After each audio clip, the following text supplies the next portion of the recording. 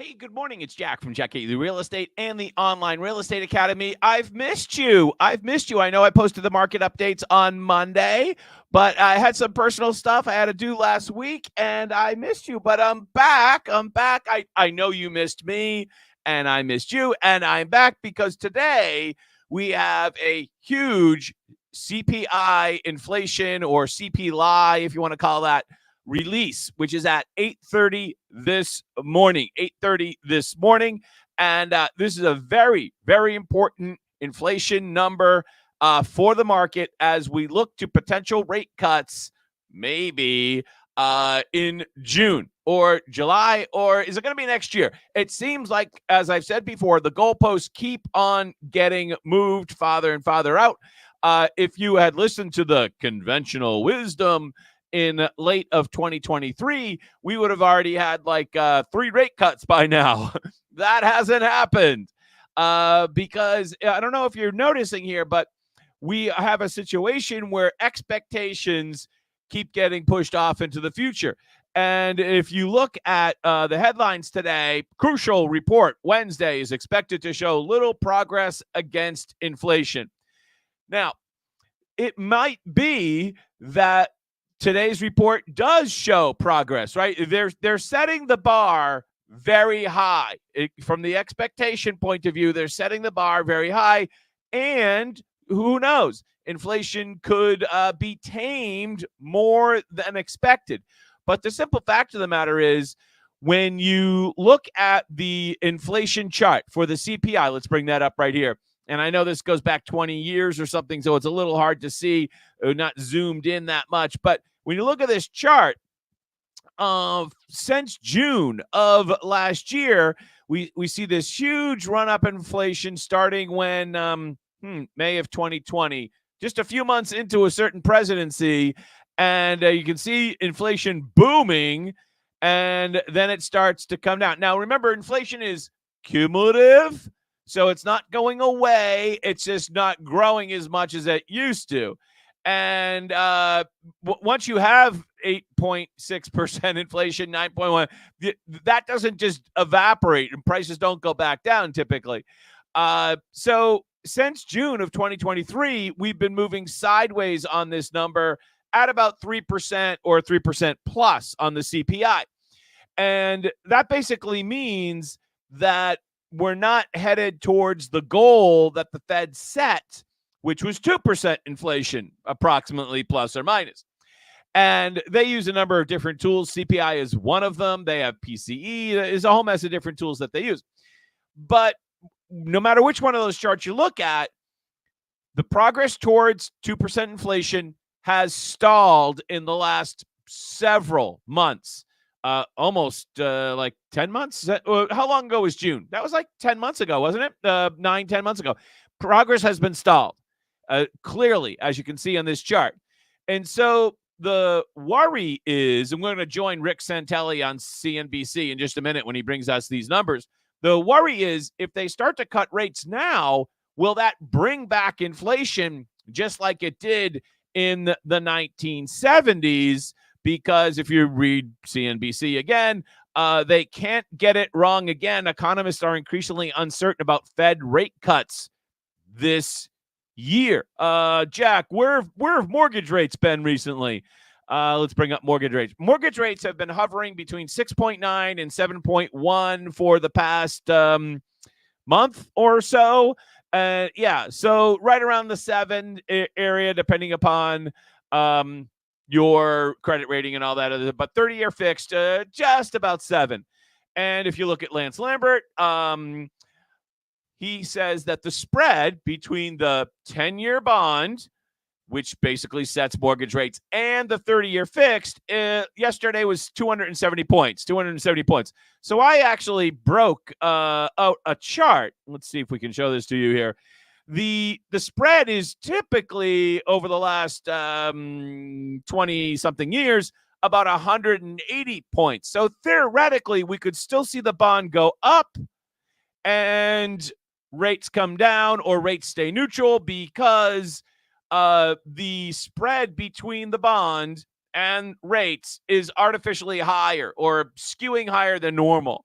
So I know I don't want to get too economic right here first thing in the morning, but it's possible that the bond could go up and rates stay flat because the spread compacts back to its if it reverts towards its mean, so to speak, which is somewhere about 180, 190-ish. So that's possible.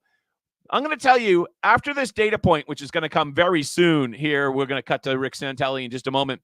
I'm going to tell you why 2024, to me, has a very similar feeling of 1988. Let's cut to CNBC here. Becky is going to introduce this Rick, morning. Dow futures are up, not as high go. as they had been earlier, but still indicated up by about 60 points. S&P futures up by 8.5, and then you've got the NASDAQ indicated up by about 30 points. Of course, we're watching. We're expecting the inflation number once again to be somewhat middling, mixed. Certainly not a lot of inflation progress. We're not going to get down to the 2 handle today. That's not to be expected. All right, now go to Becky. This number is a big one. It's the inflation number, the consumer inflation number for the month of March. Expectations right now for the headline number, month over month, up 0.3%. That's the same expectation for core. Year over year, you're looking for a gain of 3.4% for headline numbers. Core, which strips out the food and energy prices, that is indicated or is seen being up by about 3.7%. But again, a lot riding on this because it will help determine whether or not the Fed can cut rates. And if so, how quickly. You're already seeing some pops in this even before the number comes out, and pops in the futures. Rick Santelli is standing by at the CME. Rick, take it away.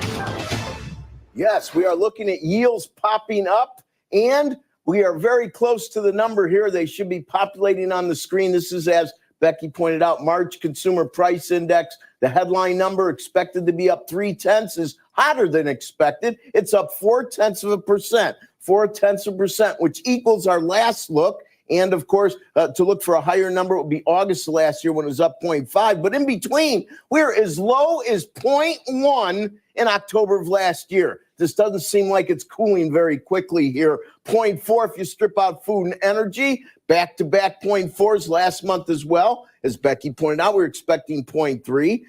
To find a higher number, you'll go to April of last year when it was 0.5. And in between, the low number was 0.2 several times last year. If you look at year-over-year CPI, we're expecting 3.4, hotter than expected, 3.5. This is 0.3 hotter than we looked at in the rearview mirror, 3.2. To find a bigger number than 3.5, you're going back to May of last year when it was, I am wrong, September of last year when it was 3.7. And finally, what many would consider the most important number, year over year CPI core, 3.8. Hotter than expected equals the rear view mirror. To find a higher number, January was 3.9. And what's the lowest it's been of late? Well, 3.8. Our last look and what we have today actually is the lowest since 3.0 in April of 21. The issue is it's still running hot.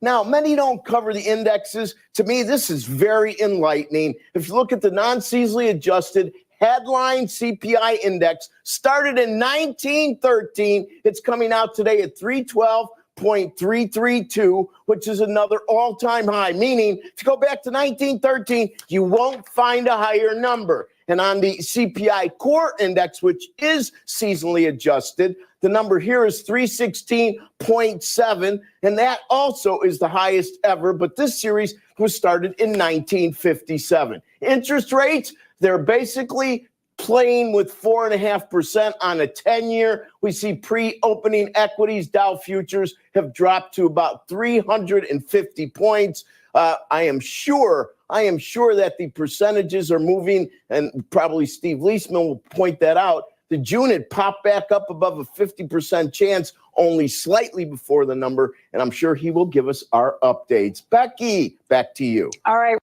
we'll cut back to CNBC in just a second. But, oh my God, did you see those numbers? So I thought that the expectations were high, and I thought that, always an expectations game. I thought that the numbers would actually come below expectations, and that would be the game. But actually, they blew expectations away. This is a very hot inflation number. You saw the bond market go up to what? They hit 4.5 Just as we were sitting there, let's cut to Leisman. Falling down to just 28%. More importantly, even July now in play. We've talked about this now. July is under 50%.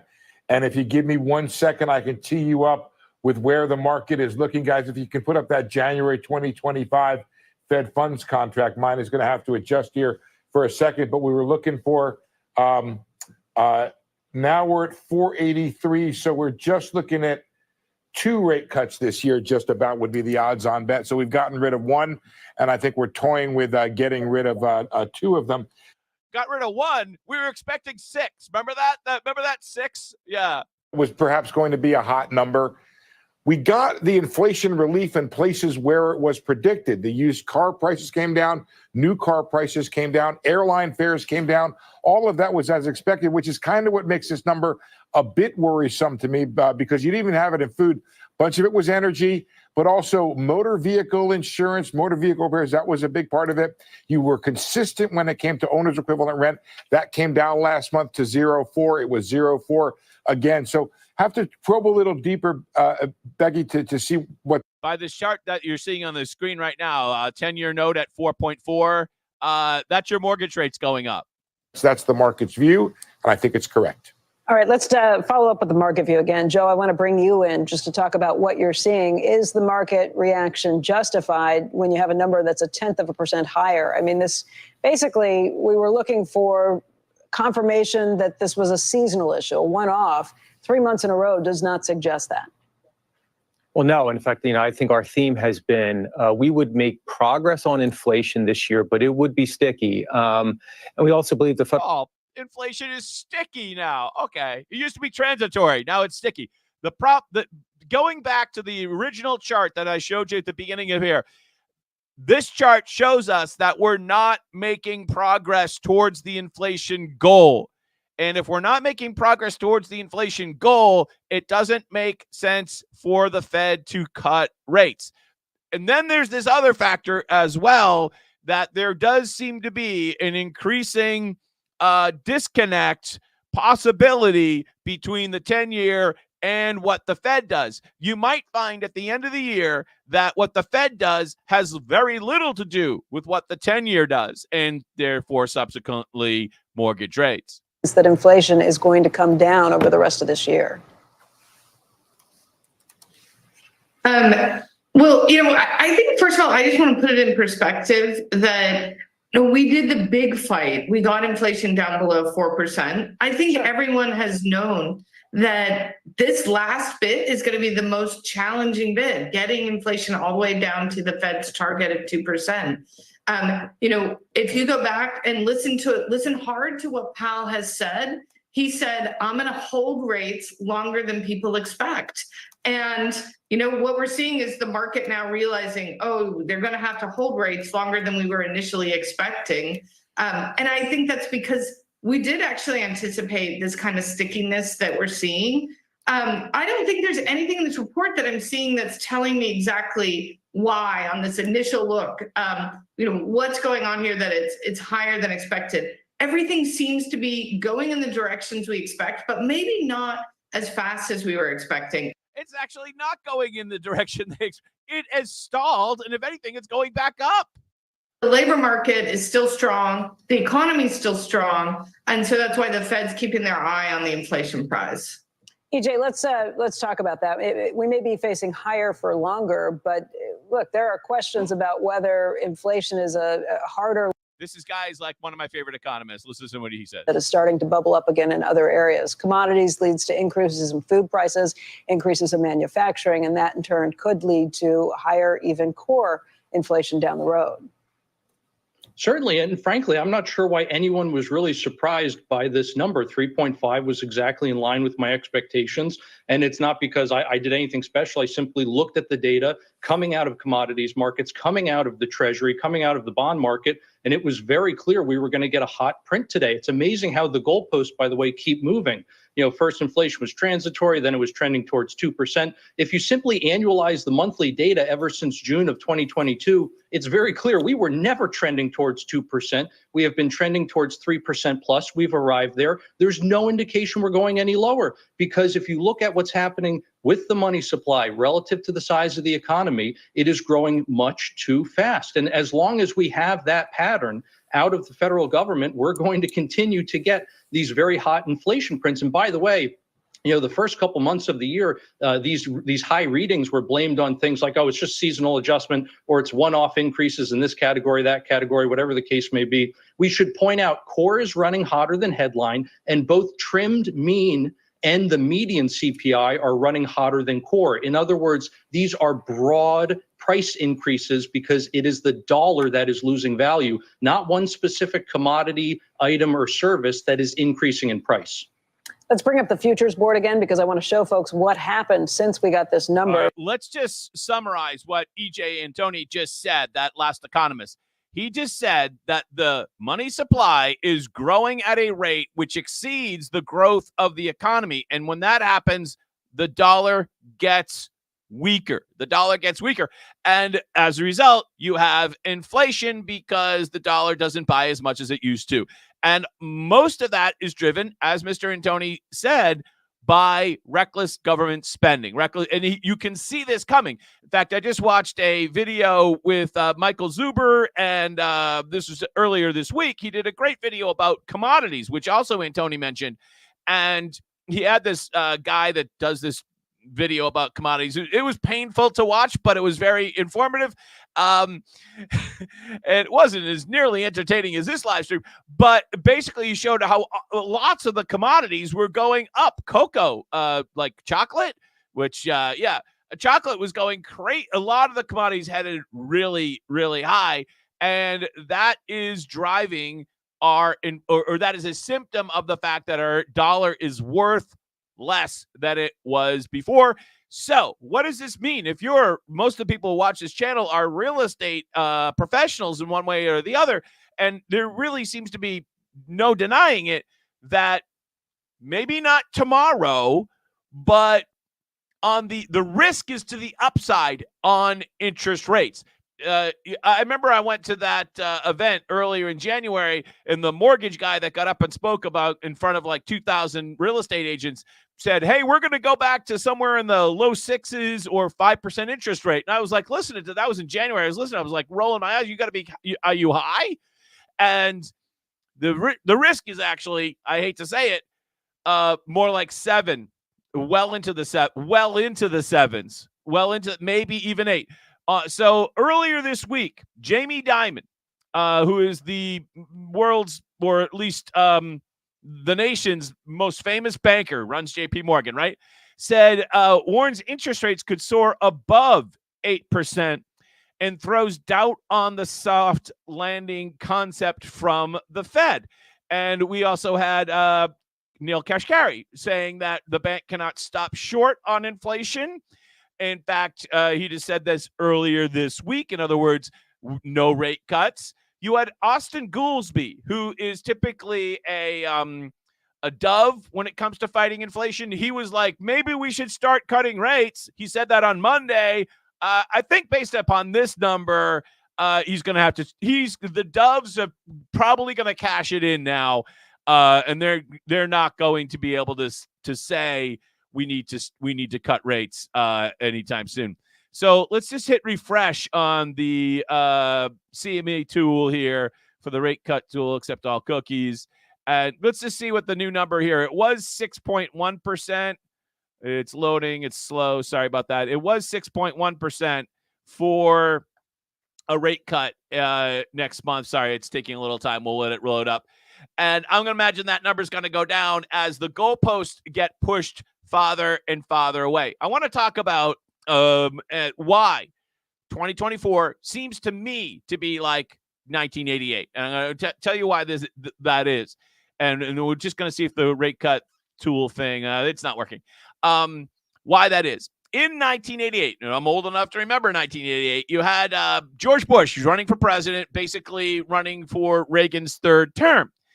And so as such, there was a lot of pressure from all the Washington insiders to basically say, from the Republican, basically say that everything's great in the economy. Now, you might remember that the market crashed in October of 1987. Things moved slower back then, and it took a good 6 months or so, the springtime, before the impact of that market crash to kind of hit real people.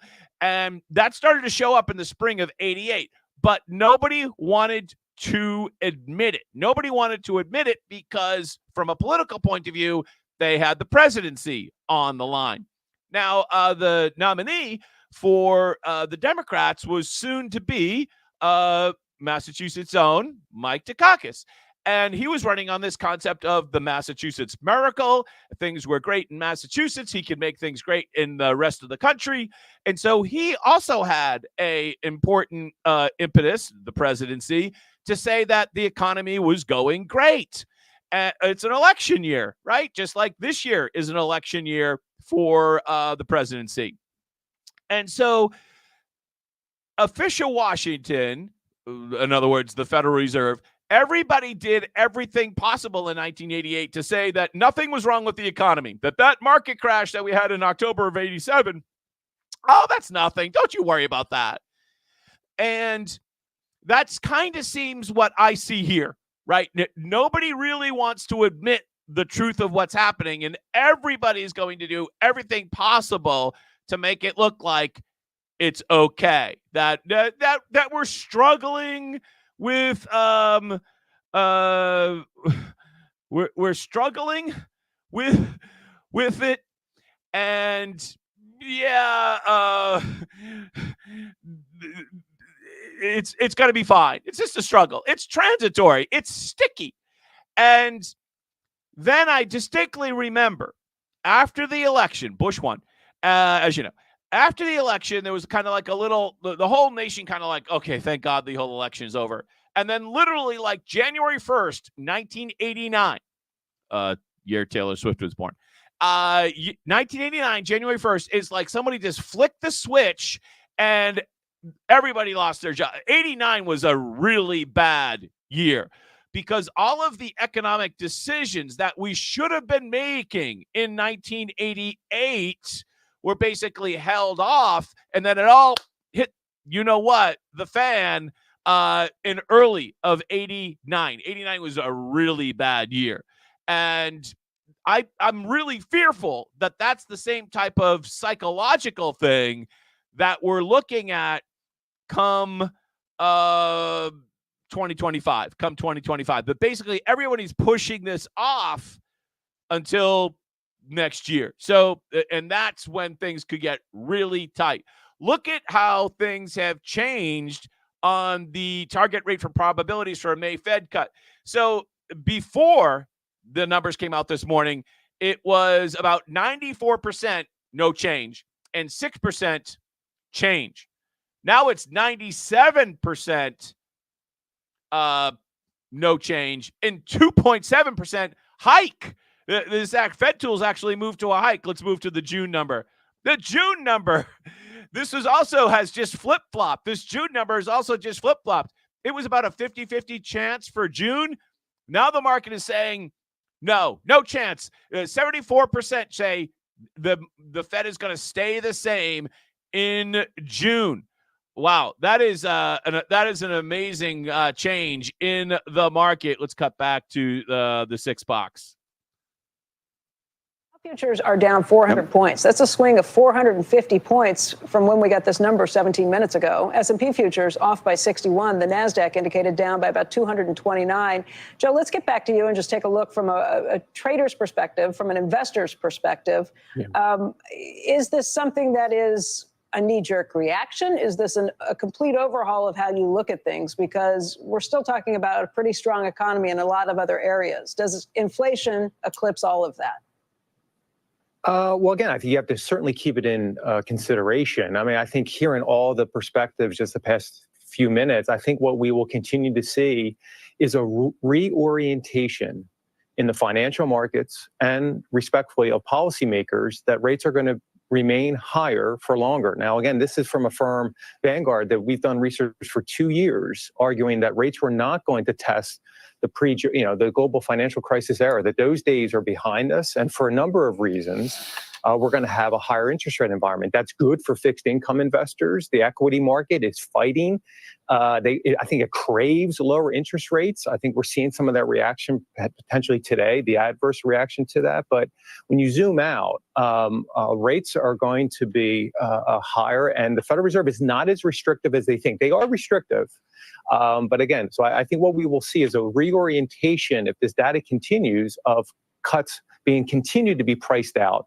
That need not be the horrible thing for the economy. In fact, it would be a reflection of the fact that growth is holding up, but inflation, there's still room for improvement. Progress made, but room for improvement. I think that leads to where the bias we're seeing in the bond market today.